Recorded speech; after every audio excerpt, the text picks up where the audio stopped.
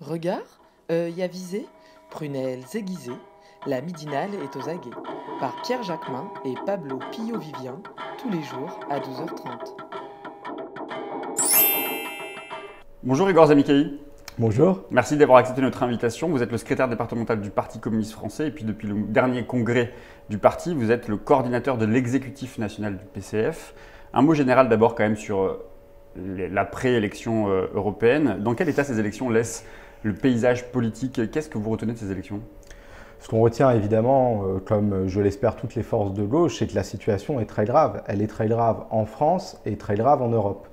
Très grave en France parce qu'on le voit, Emmanuel Macron et Marine Le Pen ont finalement réussi quelque part leur pari d'installer un duo. Certains disent un duel, ils ont voulu scénariser un duel, mais en fait c'est un duo qui fait très mal au pays et qui a totalement balkanisé le paysage politique. La gauche a un score historiquement faible. Et dans cette situation, évidemment, la question de la reconstruction de la gauche va être une priorité dans les mois et dans les années qui viennent. Et je dis très grave aussi en Europe, pour une raison simple, c'est que comme en France, le Front National est arrivé en tête, en Europe, les forces d'extrême droite, même si elles n'arrivent pas pour l'instant à se rassembler. Quand on regarde quantitativement le nombre de parlementaires d'extrême droite qui vont être portés au Parlement européen, on a aujourd'hui une force très conséquente et très dangereuse pour l'avenir des Européens. Il y a quand même un paradoxe, vous dites qu'effectivement les vainqueurs de cette élection c'est le Front National et la République En Marche, mais on vit encore une crise sociale sans précédent. Comment se fait-il que ce soit le parti au pouvoir et le parti d'extrême droite, Marine Le Pen, qui emporte la mise sur cette crise? Effectivement, il y a une contradiction, c'est-à-dire qu'à la fois, on peut dire qu'Emmanuel Macron réussit à installer ce duo, mais en même temps, il n'élargit absolument pas sa base sociale. Et la grande difficulté, c'est qu'en fait, il va avoir là une majorité toujours politique du fait des élections présidentielles et législatives pour intensifier sa politique néolibérale, mais dans le pays, la contestation continue. Le problème, c'est qu'en installant ce duo avec le Rassemblement national, il a fait de Marine Le Pen, du Rassemblement national, son principal opposant. Donc loin de les combattre, en fait, il leur a donné un regain de crédit politique et c'est pour ça que c'est extrêmement grave. Un mot sur l'autre événement de cette élection, c'est le score des écologistes. Ils sont un peu la surprise. Ils veulent fédérer et agréger autour d'eux aujourd'hui. Comment vous jugez leur attitude au moment de cette élection ? D'abord, je crois qu'il faut prendre la mesure de cet événement. C'est-à-dire que, bien sûr, les écologistes ont des scores traditionnellement hauts à des élections européennes. Mais il faut quand même prendre en compte qu'aujourd'hui, la question environnementale est dans toutes les têtes. Et que pour des millions de Français, cette question-là doit profondément être liée à la question sociale. Ce qui m'inquiète aujourd'hui, c'est que la formation Europe Écologie Les Verts et Yannick Jadot, qui a été tête de liste, ne porte pas à la hauteur ce lien avec la question sociale et ne remet absolument pas en cause les logiques capitalistes qui doivent être mises en cause si on veut réussir la transition écologique. Ce positionnement ni droite ni gauche, on l'a même vu dans certaines interviews de cette tête de liste, l'idée que finalement au niveau européen, il pourrait y avoir des accords avec le Parti populaire européen. On a même évoqué à un moment donné la présidence de Michel Barnier. Tout ça est quand même très inquiétant parce qu'au final, ça ne servira pas à la transition écologique. Donc il y a un débat de fond à avoir sur comment mener cette transition écologique aujourd'hui. Un mot sur votre famille politique, évidemment. Le résultat de votre candidat Yann Brossa a été largement salué, enfin sa campagne a été largement saluée, mais le résultat est quand même très décevant. Comment vous expliquez ce très faible score ? Oui, alors d'abord, effectivement, le score est très décevant parce que nous avons mené une campagne très dynamique.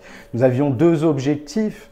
Un premier objectif qui était de regagner de la visibilité dans l'espace politique, dans l'espace public. Et de ce point de vue-là, on peut dire tout de même que cet objectif a été atteint parce que tous les observateurs ont salué le fait que la campagne menée par Yann Brossa était une campagne qui permettait au Parti communiste de revenir dans l'espace politique et aussi de réinstaller des thématiques très importantes. Je pense à la question sociale qui a été le cœur du discours et des propositions portées par Yann Brossa.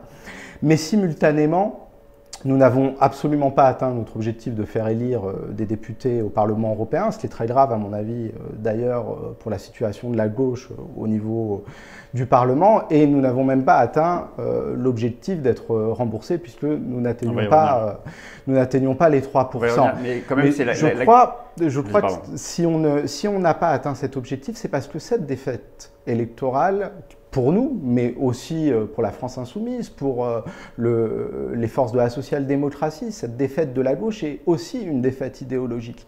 C'est-à-dire que la crise de projet, la crise idéologique à gauche, qui ne date pas d'hier, qui ne date pas de ces élections, aujourd'hui s'amplifie. Donc il y a urgence à reconstruire pour le Parti communiste et pour la gauche un projet, une nouvelle ambition de civilisation qui permette de faire revenir une gauche conquérante dans l'espace politique. Au-delà du contexte quand même très particulier de ces européennes, on voit quand même que ce qui a été l'essence même, le cœur même, le combat même des communistes, et d'ailleurs la campagne des communistes était très axée sur nous allons envoyer la seule ouvrière au Parlement européen. On voit bien que l'électorat populaire vous échappe. On voit même dans la ceinture rouge aujourd'hui, le Rassemblement national arrive en tête. Quelle part d'autocritique vous allez faire et sur la stratégie et d'ailleurs sur les contenus ? Eh bien, c'est exactement ce que je vous disais juste avant. Je pense qu'on a pris une bonne orientation lors de notre dernier congrès, qui est de faire que le Parti communiste renoue avec le monde du travail.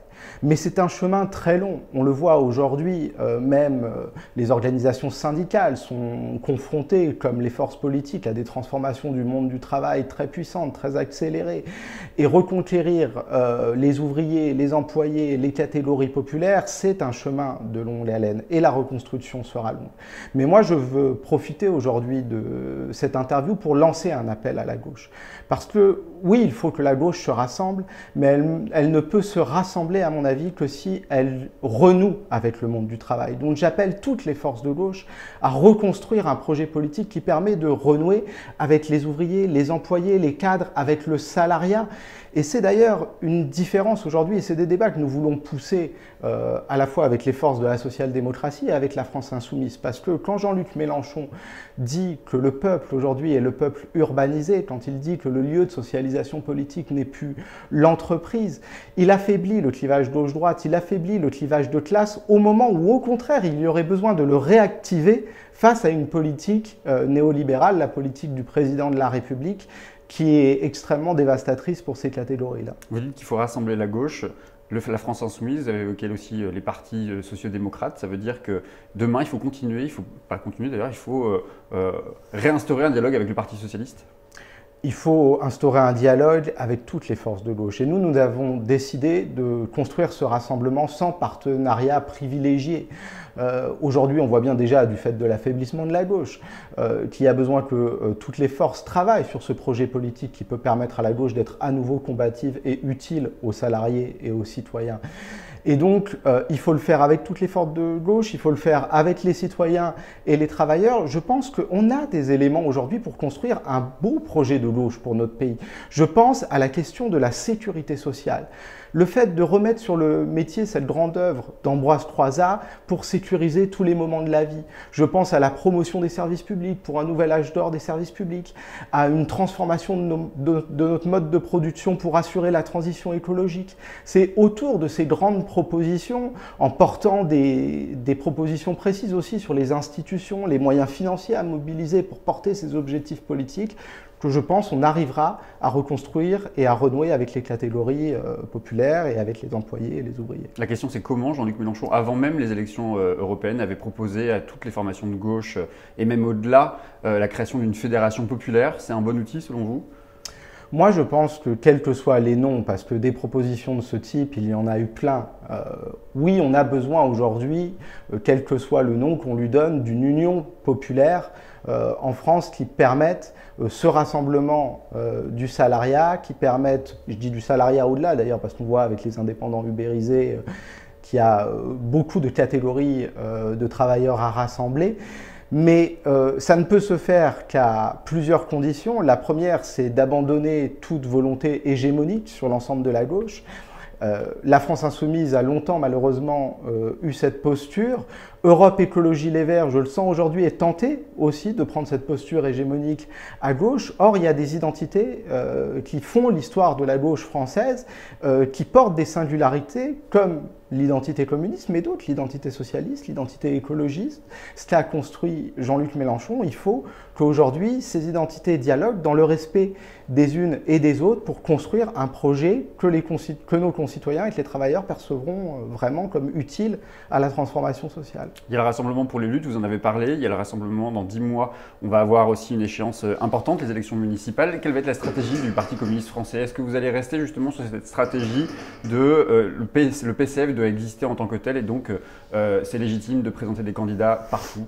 Alors d'abord, il y a une urgence au lendemain de ces élections, c'est de retourner à la bataille de mobilisation sociale, de lutte pour contrer les projets du président de la République, avant tout de suite de parler des échéances, et je vais y venir, et notamment des échéances municipales. On a de grands combats devant nous, et d'ailleurs ça peut être des combats qui permettent de rassembler la gauche. Je pense à la lutte contre la privatisation d'ADP, je pense à la bataille contre la réforme des retraites. Delevoye va remettre son rapport début juillet. Je parlais du fait que la gauche pourrait renouer avec une grande ambition de sécurité sociale, elle doit pouvoir se rassembler avec les organisations syndicales, d'ailleurs, associatives, autour d'un contre-projet à cette réforme des retraites. Et donc il y a d'abord cette exigence de lutte, de mobilisation, parce que nous avons besoin de victoire sociale. Sans victoire sociale, ce sera très dur de reconstruire et de rassembler la gauche. Et ensuite, effectivement, il va y avoir cette échéance des élections municipales. Nous prenons les échéances pour ce qu'elles sont. Et les échéances municipales, elles doivent, si on veut continuer de conserver des majorités de gauche, qu'on soit d'ailleurs, nous, le Parti communiste, à la tête ou participant à ces majorités sans être à la tête de ces majorités, nous aurons besoin de larges rassemblements à gauche.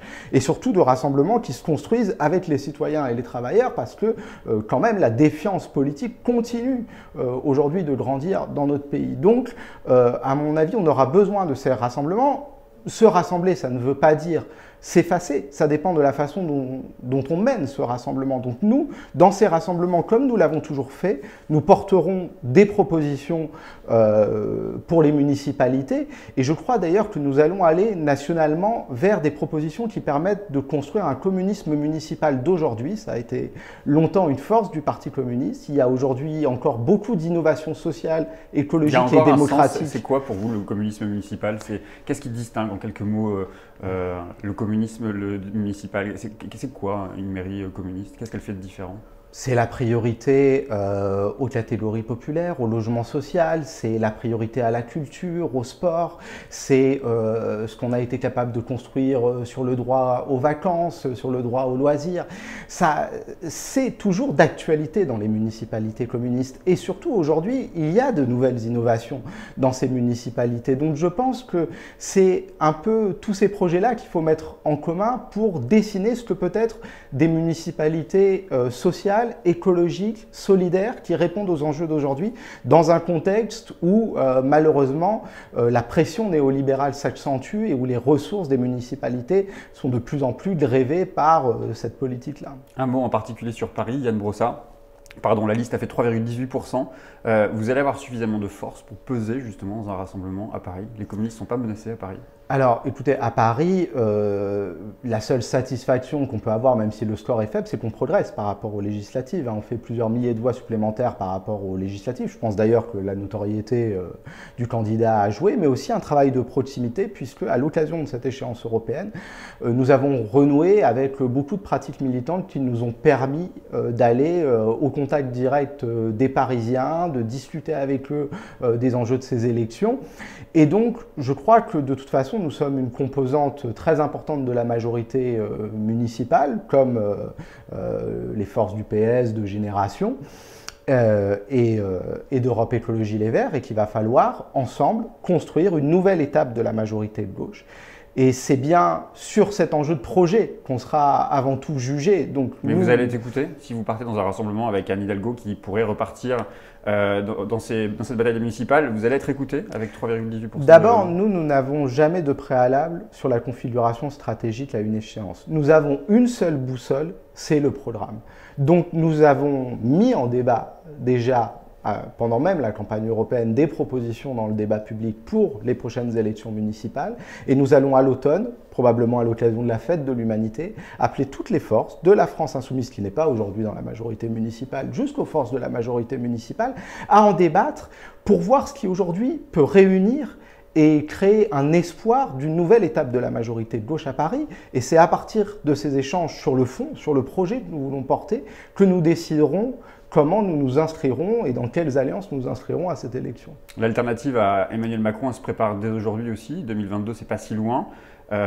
L'hypothèse de Yann Brossa candidat à l'élection présidentielle 2022, c'est une hypothèse crédible, souhaitable pour le Parti communiste? Vous savez, aujourd'hui, on n'en est vraiment pas à cette étape-là de la présidentielle. Certes, nous avons réaffirmé à notre congrès que nous souhaitions, pour un enjeu de visibilité et pour un enjeu de projet, parce que nous pensons que le Parti communiste a une singularité aujourd'hui dans l'orientation à apporter à gauche, que nous devions être à nouveau présents à chaque fois que c'est possible lors des grands scrutins nationaux.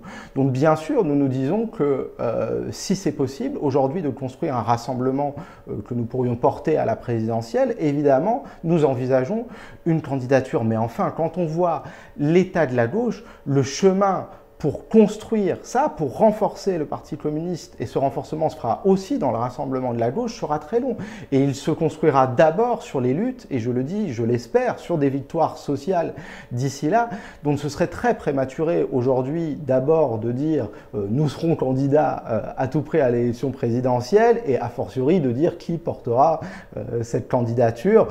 Ça veut dire quand même qu'il y a une évolution stratégique quand même de ce qui a été décidé lors du dernier congrès? Non, absolument pas. Après je dis, on garde cet objectif, c'est un objectif politique, mais vous savez, nous, on n'essaye pas de faire rentrer la réalité dans une théorie politique. On essaye de se battre d'abord pour trouver les solutions les plus utiles aux travailleurs et aux citoyens et celles qui permettront de construire réellement une alternative à la politique d'Emmanuel Macron.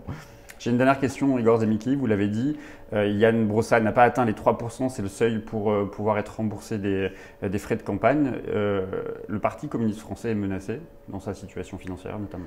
Le Parti communiste français n'est pas menacé dans sa situation financière. Bien sûr, bon, on va faire le bilan de ce que va nous coûter cette élection. Il y aura, comme à mon avis, pour d'autres formations, des difficultés financières.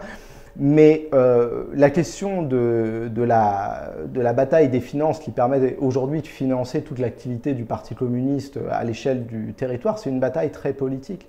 Et nous allons appeler très largement à ce que tous ceux qui nous ont rejoints, qui ont soutenu cette campagne, s'engagent dans un soutien financier pour nous permettre de porter ces orientations dont nous estimons qu'elles sont essentielles pour la reconstruction de la gauche.